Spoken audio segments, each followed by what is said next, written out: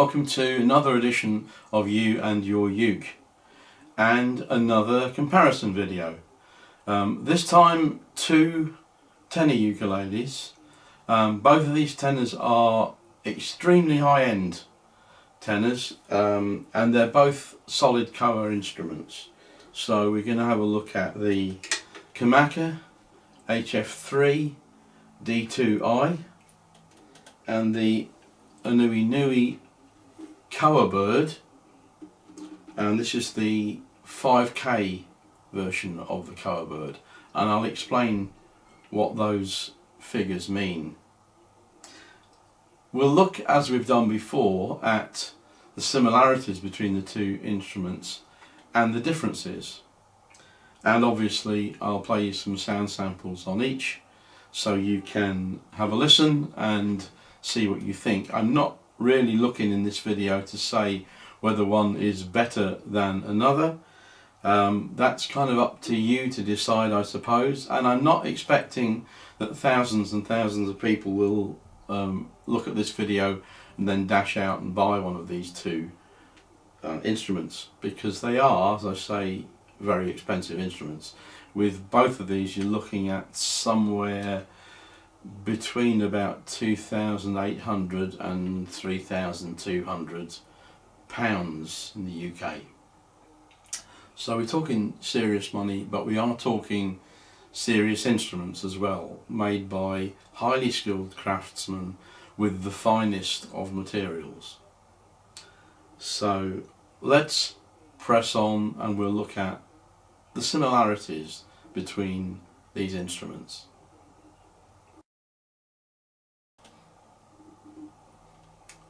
Let's have a look at these instruments side by side and talk about the similarities, and then we'll look at them one by one individually and think about what makes them different. So clearly both of these instruments are tenor ukuleles. Both of them at the moment are strung with high G. Both of them are made of solid Hawaiian Koa. That is to say, solid Hawaiian Koa on the front and the sides and the back. Both have mahogany necks. Both have ebony on the faceplate of the head and the fingerboard and the bridge. Both have bone nut, bone saddles. Both are 38mm nut width. As you can see, both have slotted headstock. Both are incredibly beautiful and both sound superb, but we'll look individually now at each one and see what makes them different.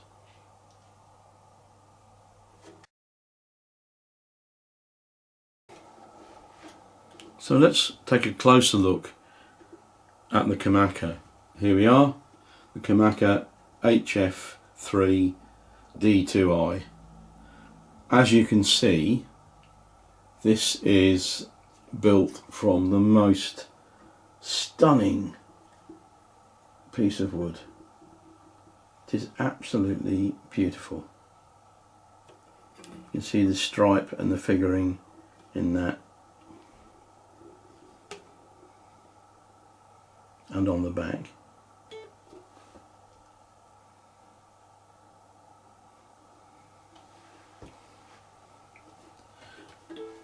Now, Koa is a highly prized wood for making ukuleles with. It only grows in Hawaii, and it's graded differently depending on what part of the tree it comes from and how figured it is. You may be surprised, this is not absolutely the highest grade of Koa. It's close to it, but it's not the premium Koa. It is nevertheless very, very, very beautiful. The grade of Koa does not make a difference to the sound. It makes a difference to how your instrument looks and how much your instrument costs, but it's not really something that affects how it sounds. This instrument also here, you can see is set off with an abalone rosette round the sound hole and purfling around the edge.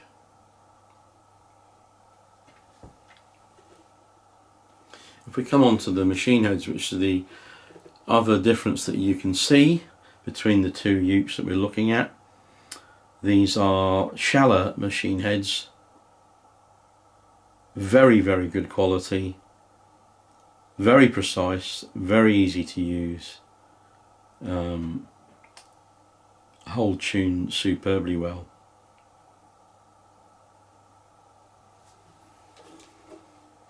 That's the Kamaka HF3 D2I. And if we come in close on the aNueNue, this is actually the highest grade, master grade Koa. You can see the beautiful variety of colour and figuring and grain in this wood. It is actually stunning. Doesn't really do it justice until you see it in real life, but it is a superb looking and sounding instrument. And the wood of the top, back and sides is set off by the maple rosette and binding that you can see there. So aNueNue do build the same instrument in less high quality Koa, which is still very beautiful. So slightly cheaper, but this particular instrument is just gorgeous. And the machine heads, again, very high quality. These are Goto tuners. So that's the aNueNue 5K Koa Bird.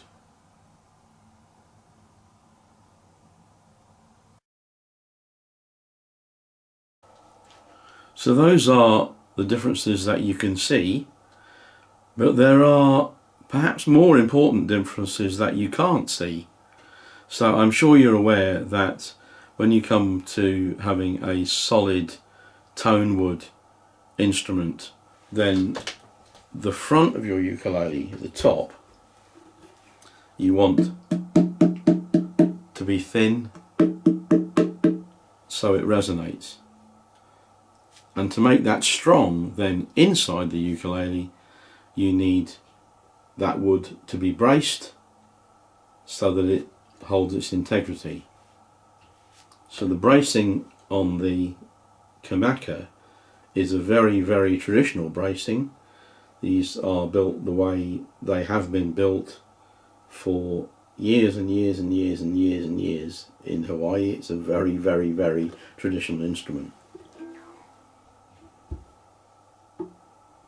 The bracing on the aNueNue, which you can't see, of course, is of a Japanese design by a Japanese luthier, and quite a modern design of bracing. I can't show it to you because I don't have a camera that goes inside, but the bracing is one of the things which makes a big difference to the sound of the instrument. So let's listen to the sounds of each instrument and see what you think.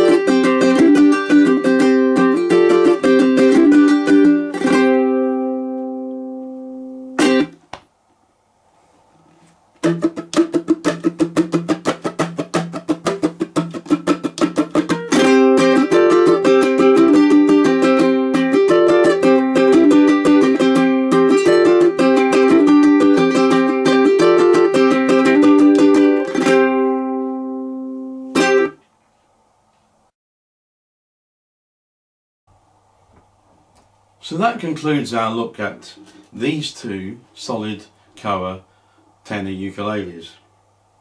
We've looked at similarities between them and differences and why one sounds different to the other.